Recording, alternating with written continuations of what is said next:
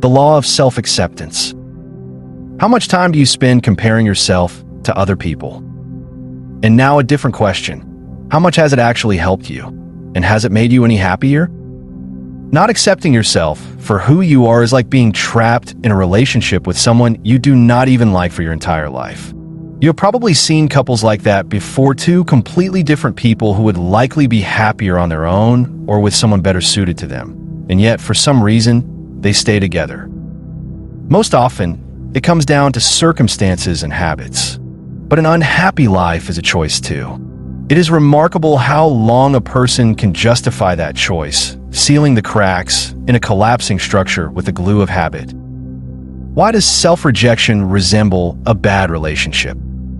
Because both are built on exactly the same mechanism, expecting something that was never going to happen, and then gradually becoming accustomed to disappointment.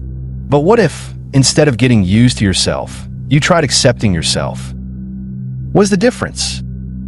Even though the words accept and get used to may sound similar, they're worlds apart. To get used to something almost always carries a negative undertone. It means there is something you dislike, but eventually you grow tired of fighting it and learn to live with what will never change. Acceptance is entirely different. Acceptance means understanding the full configuration of who you are and learning how to use it without the pain of unmet expectations.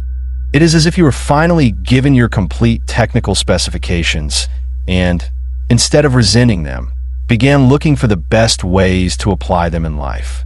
The force driving you is no longer disappointment, but understanding. Let's be honest.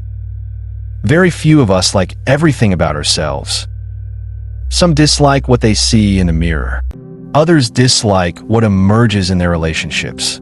Some are unhappy with their reactions to life and to the world around them. It is difficult to see yourself outside the context of other people, especially when everyone hides their disappointments and puts only their strengths on display.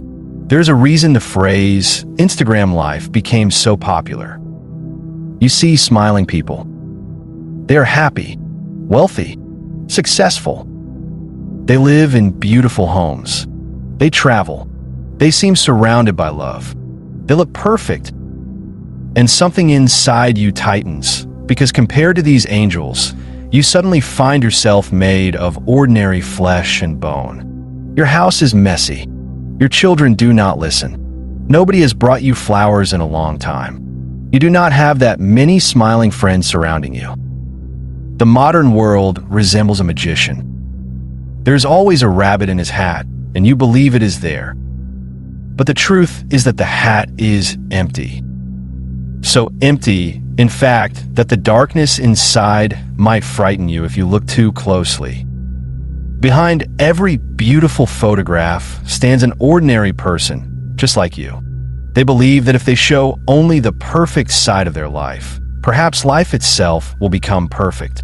Yet when they are alone, they become tired, disappointed, and sad just like everyone else. Think about your happiest moments. No matter how many there have been. If you had photographed each one and posted them online, someone who did not know you would probably conclude that your life was perfect. But is it? Then why do you assume the people whose photos and videos you envy are any different? There is a profound difference between looking happy and feeling happy. And if you want to feel happiness rather than perform it, you should become familiar with the law of self-acceptance, which says something very simple. You can only live your own life, and it is unique in every possible way. Imagine a massive oak tree. Can you criticize it for not producing fruit? After all, they're beautiful orange trees. They produce sweet fruit. Surely that is what makes a tree valuable. Can these two trees truly compete with one another? The easiest way to answer that question is to try building something from orange wood and something from oak.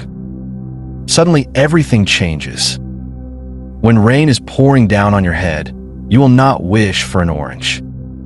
The same is true of you. You are not better than other people.